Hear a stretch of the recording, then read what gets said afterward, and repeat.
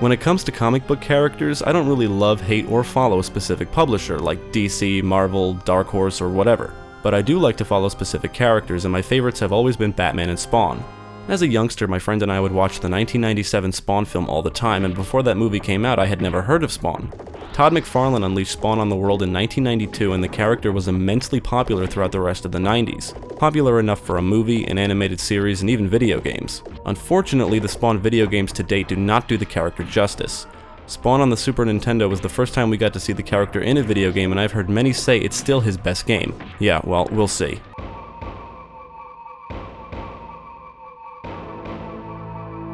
Okay, so here's a little backstory. Al Simmons was a secret agent working for the US government, and after he was murdered, he made a deal with one of Hell's many rulers, Malebolgia, to become a Spawn in exchange for his soul. In return, Al would get to see his wife Wanda again. So the story in this game revolves around Spawn rescuing 13 kidnapped children, including his stepdaughter Cyan from the Mad One. The Mad One has trapped the souls of the children in a magical orb called the Orb of Purity and plans to use the orb to destroy Malebolgia. The story is told through these comic book style cutscenes that look pretty good for a Super Nintendo game. It's just a shame that they couldn't be more detailed. Spawn is a side-scrolling beat-em-up, so you know how it works. You go from level to level beating up the bad guys, and at the end of each stage is a boss fight. Taking damage will drain your health, and through the use of necroplasm, Spawn has the ability to perform special moves, like launching green fireballs, healing, and some kind of flaming uppercut among others. The special moves require specific button combinations, and sometimes I had a hard time getting them to register. Using these moves drains your necroplasm, or what I believe the game refers to as the life force meter. Using special moves and dying will drain this meter, and if the meter reaches 0, it's game over. So that's your incentive to not die or use special moves constantly. You can keep using continues until the meter reaches 0, and there's also a stage select and even a password system where you can enter a password to continue where you left off. The stage select and password system are not ways to refill your life force meter though. The game will remember how much necroplasm you had when starting each stage, so you'll want to save as much power as possible for the end of the game. The special moves are the only thing that really make the combat interesting. Other than that, it's your standard fare of punching, kicking, blocking, and jumping attacks. Nothing really new. So, the first level is promising and kind of fun. You travel along city rooftops fighting off thugs. I had no issues and kinda got into it. Well, that's where the game should have stopped because the rest of it just blows. Yeah, blows.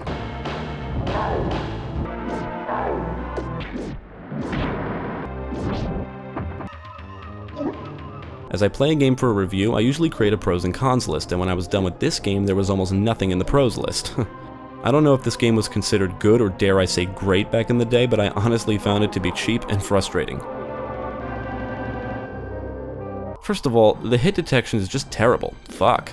Whether it's trying to land attacks or just trying to avoid obstacles, the hit detection fails, and fails miserably. After the first stage, the level design just becomes awful, and the boss battles are unbalanced. Around the 6th stage, I got so fed up I began using passwords that I found online to start levels with full necroplasm because I just refused to put myself through the same levels over and over again, and I'm not ashamed. Fuck off. The second stage is the warehouse, and you'll have to dodge some kind of sniper or something. A crosshair appears on the screen and you need to avoid it while wall jumping to the top. I've heard many people had issues with this, but I honestly didn't experience much of a problem, and it was the only time the wall jumping didn't irritate me. After this is when the game really starts to go downhill. In the third stage, you need to fall down and avoid hazards that you can't possibly see coming, so it becomes trial and error. This is where the enemy encounters start becoming ridiculous too. Trying to jump and avoid lasers while dodging enemy gunfire proves to be extremely difficult, making memorization a requirement. Many of the levels contain these horrible platforming sections, like having you wall jump onto platforms only to get attacked by some kind of flaming bird firing fireballs. The 7th stage has this terrible quicksand section where you need to jump and wall jump onto platforms to avoid quicksand. The quicksand can eat you up quickly, and then you can't even really save yourself and are forced to watch your health drain. Die and you need to repeat this section again. It's just terrible. The 8th stage has you navigating through areas upside down, and the controls reflect this, so trying to perform the special moves can be even more cumbersome. If you fall down a hole, you will lose some necroplasm and turn into this floating green essence thing. You can float for a limited time before you transform back into your physical form. I can honestly say, falling into one of these holes and taking the loss of necroplasm was worth it just so I can skip ahead to avoid the tedious fucking platforming. Enemies include goons with basic melee weapons, guns, and then what I think are demonic enemies later in the game. Some of them are really annoying, and often I would get trapped among enemy attacks even when blocking, so sometimes it feels like I was forced to take damage. You got demons that will light you on fire, electrocute you, and some have spiked shields that can hurt you. With the already horrible hit detection, fighting these enemies feels like a chore more than it feels fun. I mean, I suck at these types of games in general, but I'm quite certain most of the challenge in this game comes from cheap design. Spawn himself feels kind of slow when moving around, including his attacks and even recovering from an attack. Another problem I have is that the game never indicates when you can proceed to the next area. Some areas require you to kill all of the enemies before proceeding, other areas just let you go whenever. The first boss you encounter is Overkill, and I thought that the battle was pretty good, you know, for a first boss. The second boss is Redeemer, and for some reason he's one of the hardest bosses in the game.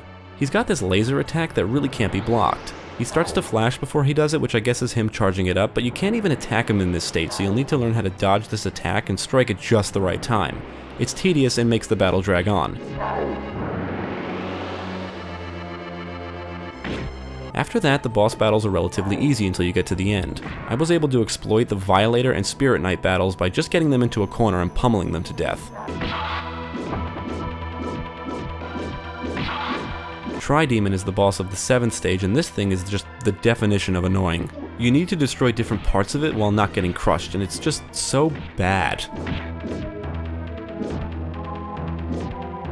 The final two bosses have you dodging lightning strikes and enemy attacks. It's ridiculous.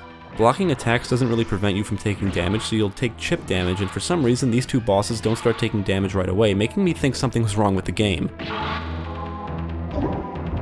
Their life bars don't start draining until after what feels like your 100th attack or so, and the game in no way indicates this. I just kept attacking and thinking, what the fuck? A longer life bar or multiple life bars could have worked just fine. The visuals are the only real thing this game has going for it. As I said earlier, the cutscenes look good. There's some great character sprites and I really like the enemy designs, and the game has pretty good animations too. The environments and backgrounds all look good, and the parallax scrolling is always nice. The music is forgettable and the sound effects are just lacking. The fight against Violator really shows how questionable the sound design is. He has this biting attack, but there's like no sound effects for it, making the battle feel kinda stale. Spawn is one of those games that starts out well enough and then quickly nosedives into bullshit. The character's first foray into video games proves to be a terrible experience overall. It's just not fun. Sadly, as of this review, this seems to be the case with all Spawn video games to date. Other than being a great-looking 16-bit game, it's plagued with terrible level design and cheap and frustrating gameplay. There's not even difficulties to choose from. Maybe die-hard Spawn fans would want to give this game a shot, but everyone should just steer clear. I mean, there's far better beat-em-ups to choose from.